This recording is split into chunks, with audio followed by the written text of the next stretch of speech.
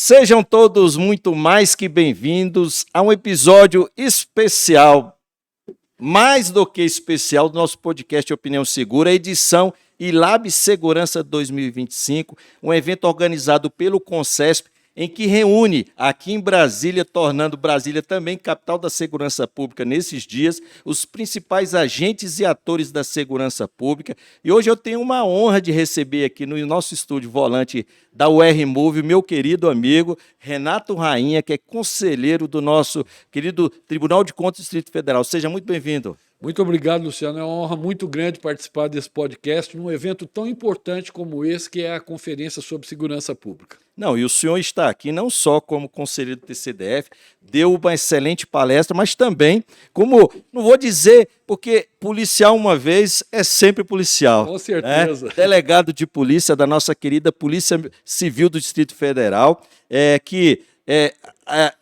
tem um assento muito importante já há muitos anos no Tribunal de Contas, que a gente sabe que é uma corte de fundamental importância, né, para o controle dos nossos gastos, para a fiscalização e equilíbrio das nossas finanças, porque a gente precisa disso, né? Exatamente. Foi exatamente essa experiência na área de segurança, delegado de polícia aqui em Brasília, presidente do primeiro sindicato dos delegados de polícia do Brasil, e depois saí no Brasil inteiro criando outros sindicatos para que a gente pudesse criar as federações e a confederação.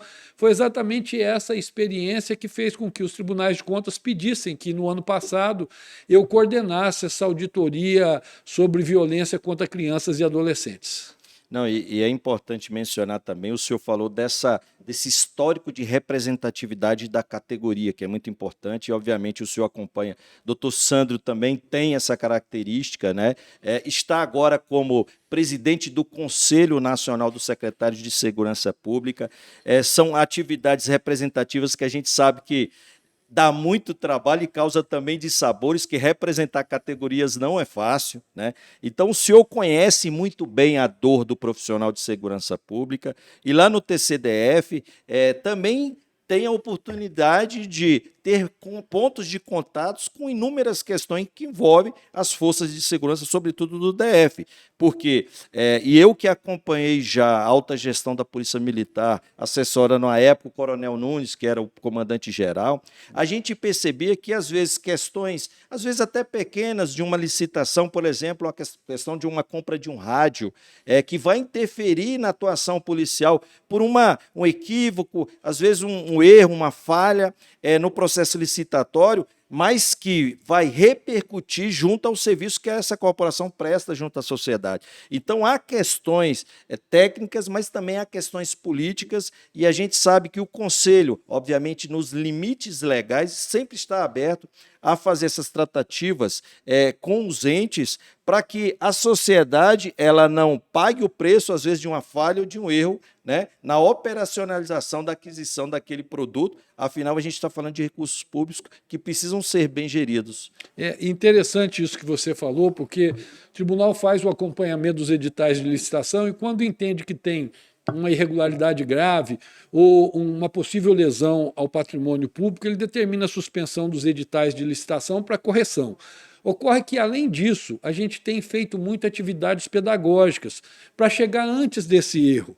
A gente faz seminários, a gente faz cursos de capacitação na Escola de Contas do TCDF, que eu sou hoje o regente da escola, exatamente mostrando para os órgãos, para as instituições do Distrito Federal: olha, vocês estão errando no edital assim, assim, assim, não façam mais isso, porque se vocês não fizerem, corrigirem, o edital não vai ser paralisado.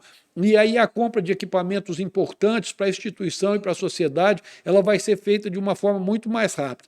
Então, de um tempo para cá, eu diria de uns 10 anos para cá, o tribunal tem investido, e os tribunais de contas do Brasil, investido muito em ações pedagógicas, em ações preventivas, exatamente para evitar paralisar uma contratação que é tão importante para dotar a segurança pública dos equipamentos necessários.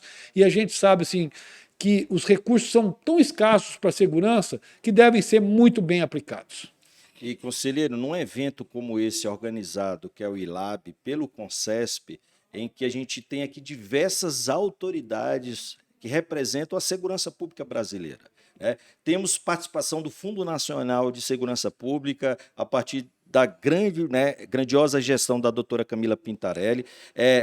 Querendo ou não, volta e meia, nós tivemos acesso, obviamente, num passado em que os entes da federação não estavam conseguindo gastar os recursos que estavam sendo disponibilizados.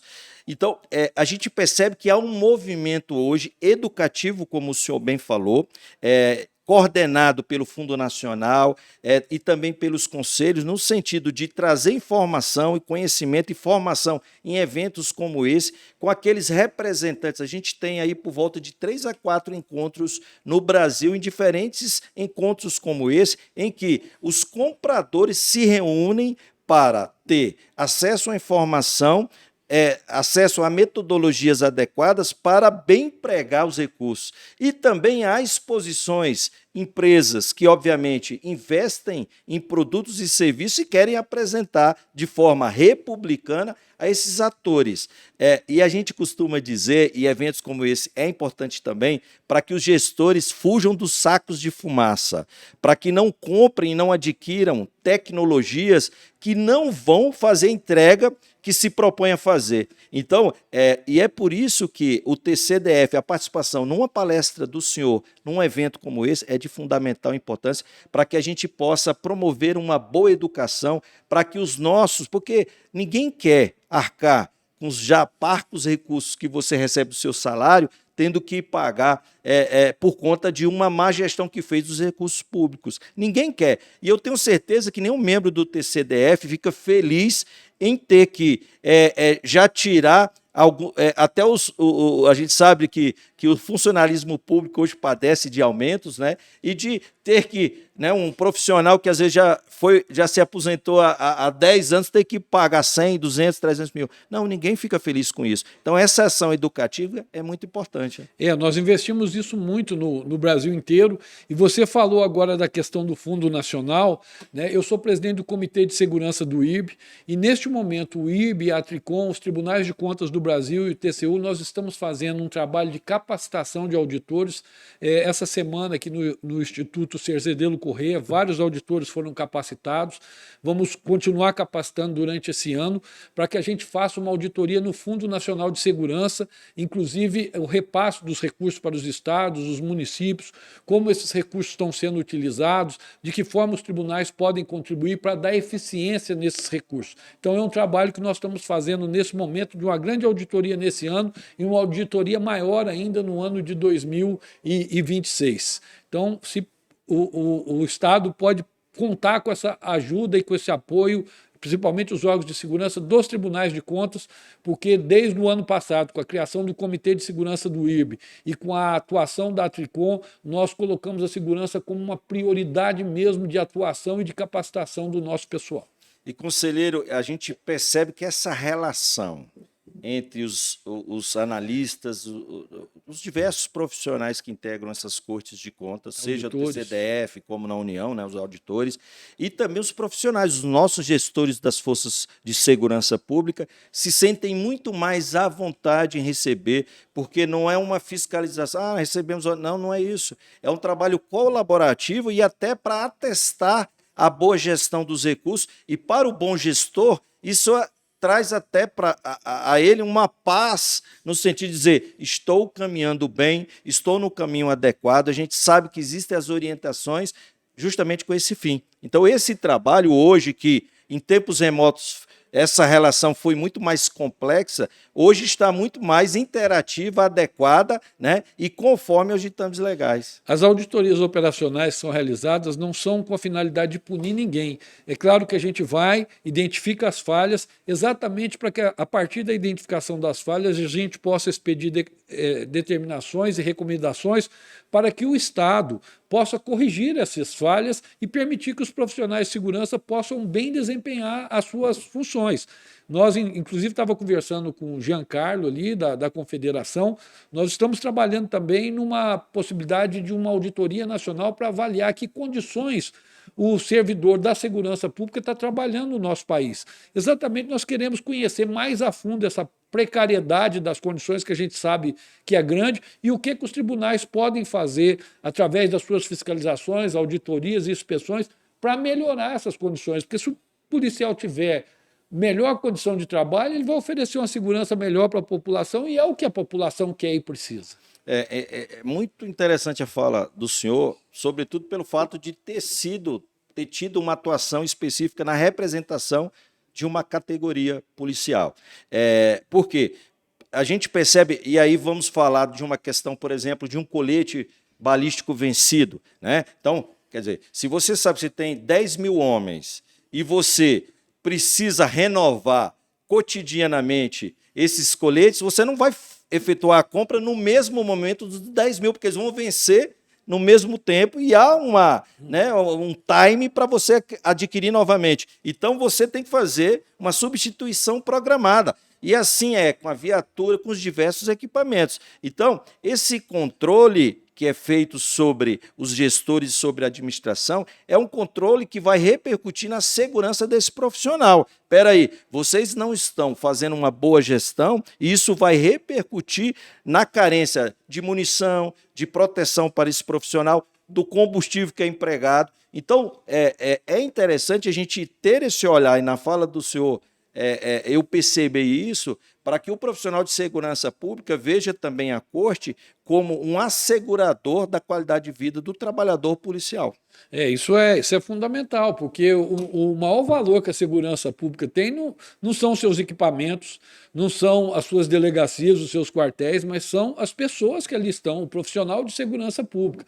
E a gente tem trabalhado muito nisso, inclusive orientando o seguinte: olha, se você tem uma compra para fazer, faça o planejamento dessa licitação com antecedência, faça um cronograma de como você vai fazer aquela substituição. Isso tudo a gente tem feito quando a gente faz uma análise de editais de licitação e quando a gente faz essas auditorias operacionais. A gente olha a gestão como um todo para tentar ver de como que os tribunais podem ajudar, porque muitas vezes o entrave não está dentro da Polícia Civil, da Polícia Militar, do Detran, do Corpo de Bombeiros. Está fora, está numa outra secretaria, está numa secretaria de economia, está numa secretaria de planejamento. Então, isso é importante a gente conhecer, identificar a falha, ver a origem e trabalhar na origem fora da área de segurança. Olha, a Secretaria de Economia, você não está dotando a segurança pública com os elementos orçamentários necessários para que possa desenvolver. Faça isso. E o tribunal dá um prazo e vai atrás e fiscaliza e cobra. E, infelizmente, de vez em quando tem que punir, a gente tem que punir pela omissão das pessoas. Mas a ideia nossa é exatamente atuar para que esse fluxo de dotações orçamentárias, aquisições, contratações, ele ocorra o mais rápido possível para garantir a esse policial melhores condições de trabalho.